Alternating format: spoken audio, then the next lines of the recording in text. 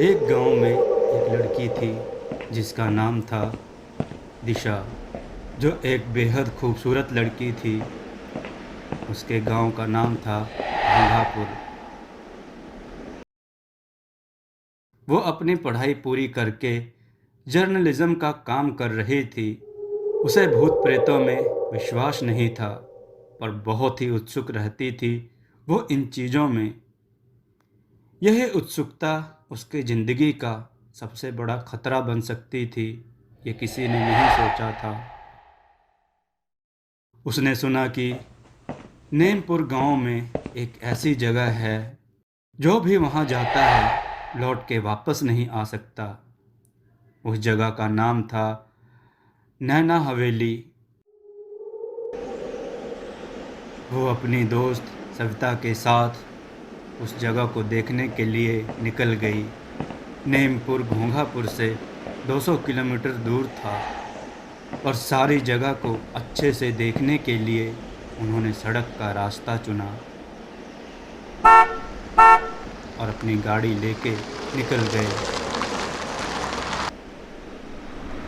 उनको वहां जाने के लिए पूरे 4 घंटे लगे और वो लोग वहां पहुंच गए।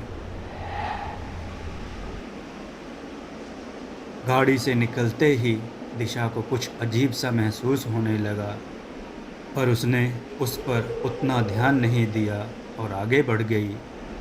आगे बढ़ते ही उसे कुछ अजीब सी घबराहट होने लगी, पर फिर भी वह आगे बढ़ती रही। देखते ही देखते वो नैना हवेली तक पहुंच गई।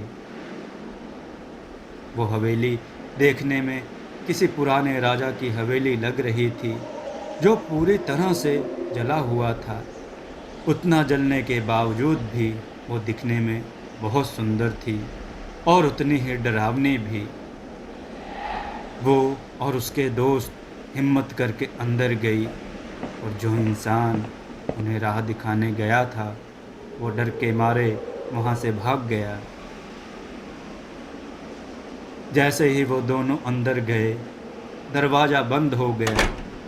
वो दोनों बहुत डर गए, और वो दोनों ने सोचा कि शायद हवा से दरवाज़ा बंद हो गया होगा, और आगे निकल गए। वो उस हवेली के कोने कोने की जांच कर रहे थे। अचानक से उनके पीछे से कुछ गुजरने की आहट आई। जब वो दोनों पीछे मुड़कर देखे तो वहाँ कुछ नहीं था। फिर से दोनों अपनी तलाश में उसी हवेली की अलग अलग दिशाओं में चले गए। तभी सविता को किसी ने उसके नाम से पुकारने की आवाज़ आई, और वो उस तरफ जाने लगी और एक कमरे के पास पहुंच गई। वो कमरा उस हवेली के सारे कमरों से बहुत अलग था। तभी दिशा भी उस कमरे के पास पहुंची। उन्होंने उस कमरे के अंदर जाने का फैसला लिया और उस दरवाजे को खोला। उसे खोलने के बाद जो उन्होंने देखा, उससे उनके होश उड़ गए। उन्होंने देखा कि उस कमरे में बहुत सारी लाशें पड़ी थी, और सीधे दरवाजे के सामने एक तस्वीर जो कि उस दीवार पर लगी थी, बिल्कुल दिशा की मामी की तरह थी। तभी उस तस्वीर के आगे एक आत्मा प्रकट हुई और उनसे कही, चले जाओ यहाँ से, चले जाओ। तब दिशा ने हिम्मत करके पूछा, कौन हो तुम? तुम क्या चाहती हो? और तुमने इन सबको क्यों मारा? मेरा नाम नैना है। मैं इस हवेली और पूरे नेमपुर की राजकुमारी थी।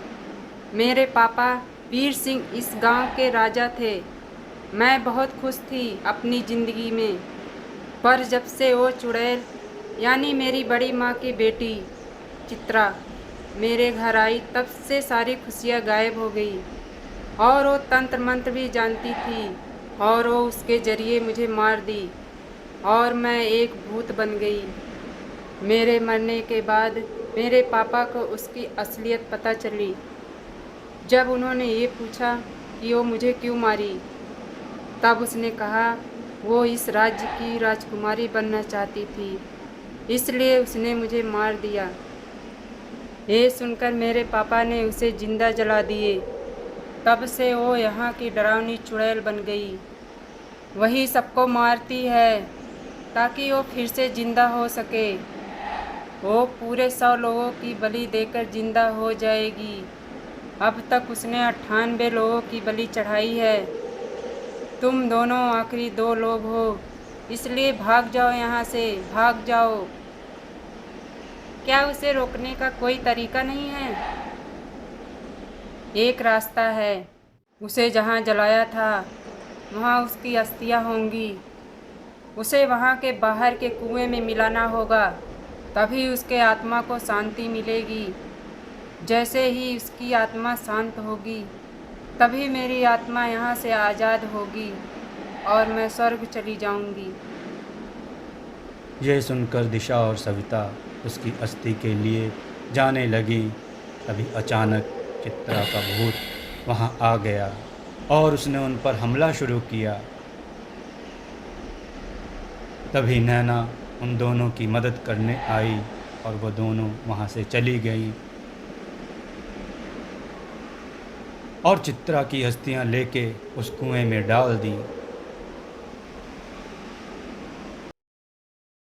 तब से लेके आज तक नैना हवेली की कोई कहानी बाहर नहीं आई। दिशा की हिम्मत के लिए उसे बहुत इज्जत मिली और नैना और चित्रा की आत्मा को शांति मिल गई।